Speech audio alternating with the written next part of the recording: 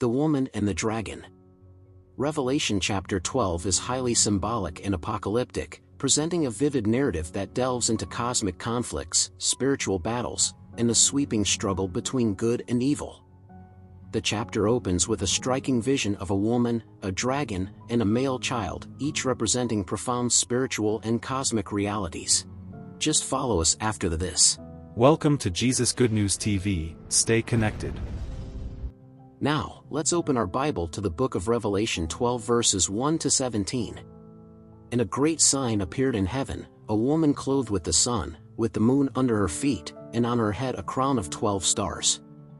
She was pregnant and was crying out in birth pains and the agony of giving birth. And another sign appeared in heaven, behold, a great red dragon, with 7 heads and 10 horns, and on his head 7 diadems. His tail swept down a third of the stars of heaven and cast them to the earth. And the dragon stood before the woman who was about to give birth, so that when she bore her child he might devour it. She gave birth to a male child, one who is to rule all the nations with a rod of iron, but her child was caught up to God and to his throne, and the woman fled into the wilderness, where she has a place prepared by God, in which she is to be nourished for 1,260 days. Subscribe, like and share for the word of God to grow and prevail. Satan thrown down to earth. Now war arose in heaven, Michael and his angels fighting against the dragon. And the dragon and his angels fought back, but he was defeated, and there was no longer any place for them in heaven. And the great dragon was thrown down, that ancient serpent, who is called the devil and Satan, the deceiver of the whole world. He was thrown down to the earth, and his angels were thrown down with him. And I heard a loud voice in heaven, saying, Now the salvation and the power and the kingdom of our God and the authority of his Christ have come, for the accuser of our brothers has been thrown down, who accuses them day and night before our God. And they have conquered him by the blood of the Lamb and by the word of their testimony, for they loved not their lives even unto death. Therefore, rejoice, O heavens and you who dwell in them. But woe to you, O earth and sea, for the devil has come down to you in great wrath, because he knows that his time is short. And when the dragon saw that he had been thrown down to the earth, he pursued the woman who had given birth to the male child. But the woman was given the 2 wings of the great eagle so that she might fly from the serpent into the wilderness, to the place where she is to be nourished for a time, and times, and half a time. The serpent poured water like a river out of his mouth after the woman, to sweep her away with a flood. But the earth came to the help of the woman, and the earth opened its mouth and swallowed the river that the dragon had poured from his mouth. Then the dragon became furious with the woman and went off to make war on the rest of her offspring, on those who keep the commandments of God and hold to the testimony of Jesus. And he stood on the sand of the sea. The first beast. Revelation 13 verses 1 to 18. Before we read the verses, I want to highlight the fact that the identity of the woman is not explicitly mentioned in this passage, but later in Revelation 17, a woman is described as riding on a scarlet beast. This woman is often referred to as the harlot or the great prostitute. Revelation 17 verse 3 states, Then the angel carried me away in the spirit into a wilderness. There I saw a woman sitting on a scarlet beast that was covered with blasphemous names and had 7 heads and 10 horns. The woman was dressed in purple and scarlet, and was glittering with gold, precious stones, and pearls. She held a golden cup in her hand, filled with abominable things and the filth of her adulteries. The name written on her forehead was a mystery, Babylon the Great, the mother of prostitutes and of the abominations of the earth. Interpretations of this woman vary, but many see her as a symbol of a corrupt and idolatrous system or city, often associated with Rome.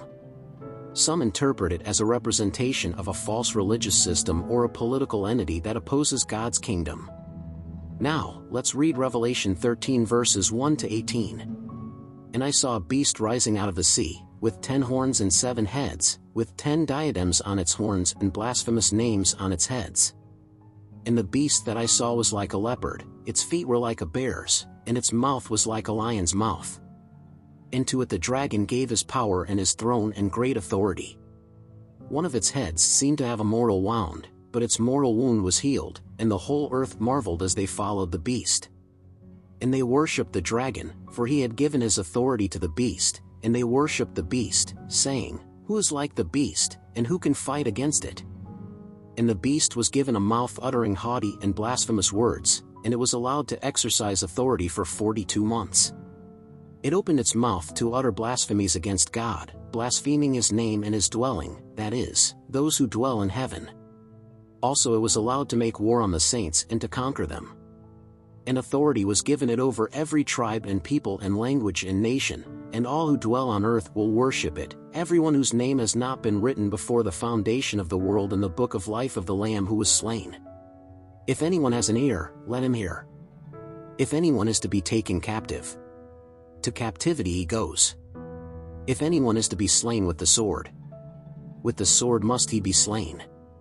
Here is a call for the endurance and faith of the saints. The second beast. Then I saw another beast rising out of the earth. It had 2 horns like a lamb, and it spoke like a dragon. It exercises all the authority of the first beast in its presence, and makes the earth and its inhabitants worship the first beast, whose mortal wound was healed. It performs great signs, even making fire come down from heaven to earth in front of people, and by the signs that it is allowed to work in the presence of the beast it deceives those who dwell on earth, telling them to make an image for the beast that was wounded by the sword and yet lived. And it was allowed to give breath to the image of the beast, so that the image of the beast might even speak and might cause those who would not worship the image of the beast to be slain. Also it causes all, both small and great, both rich and poor, both free and slave, to be marked on the right hand or the forehead, so that no one can buy or sell unless he has the mark, that is, the name of the beast or the number of its name. This calls for wisdom. Let the one who has understanding calculate the number of the beast, for it is the number of a man, and his number is 666. Revelation 13 is significant for its depiction of symbolic figures, including the beasts from the sea and the earth, and the enigmatic woman associated with the scarlet beast. The chapter serves to convey messages about opposition to God, persecution of believers, and the complexities of the socio-political and religious landscape in apocalyptic terms. God bless you.